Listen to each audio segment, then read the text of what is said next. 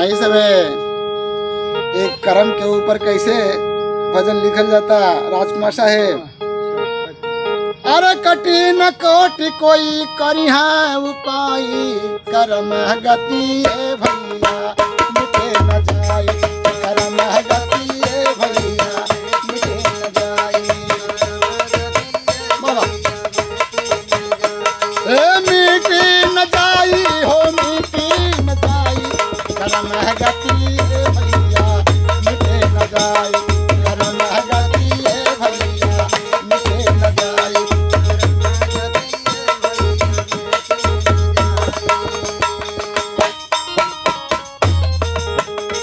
और राजा जो राम होत बाजत बधाई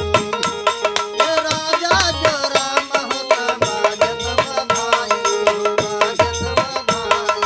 भैल बान बास लिहल धुइया रमाई भैल बान बास लिहल धुइया रमाई और भैल बान बास लिहल धुइया रमाई भैल बान बास लिहल धुइया रमाई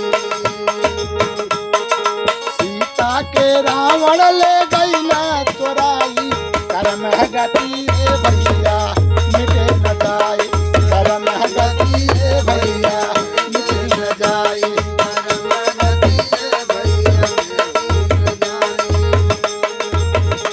और मिटी न जाई मिटी न जाई कर्म गति रे भैया मिटे न जाए कर्म गति रे भैया मिटे न जाए कर्म गति रे भैया मिटे न जाए।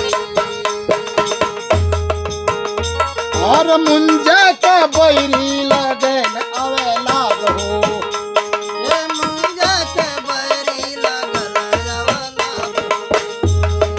भोज के मार बदे भेजन जल्लाद हो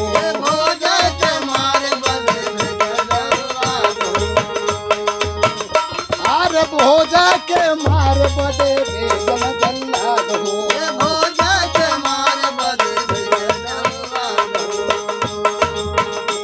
और 55 वर्ष भोज शासन चलाई कर्म गति है मिटे न जाए कर्म गति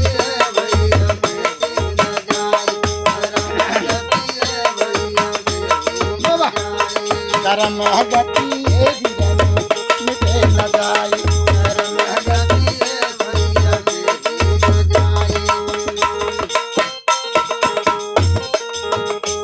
और लिखल बा दुख सुख कहाँ से पाई चोरी कपट छल छोड़ा चतुराई छोड़ा चतुराई हो छोड़ा चतुराई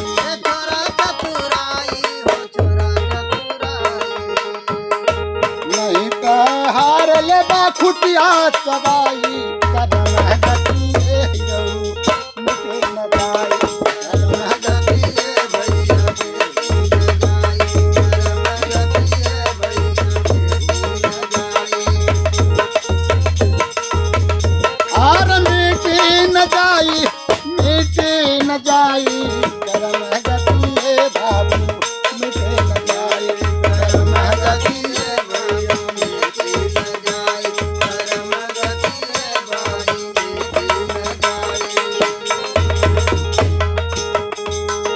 कहे कुमार अदब किस्मत खेल हो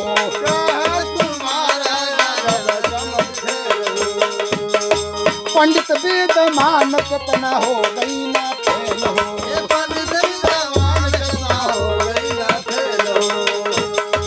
हो गई ना फेल हो गई ना फेल हो बहू से ले बा कर्म सुधी आई कर्म गति है भैया मिटे न जाए कर्म गति है भैया कर्म गति है भैया मिटे न जाए मिटे न जाए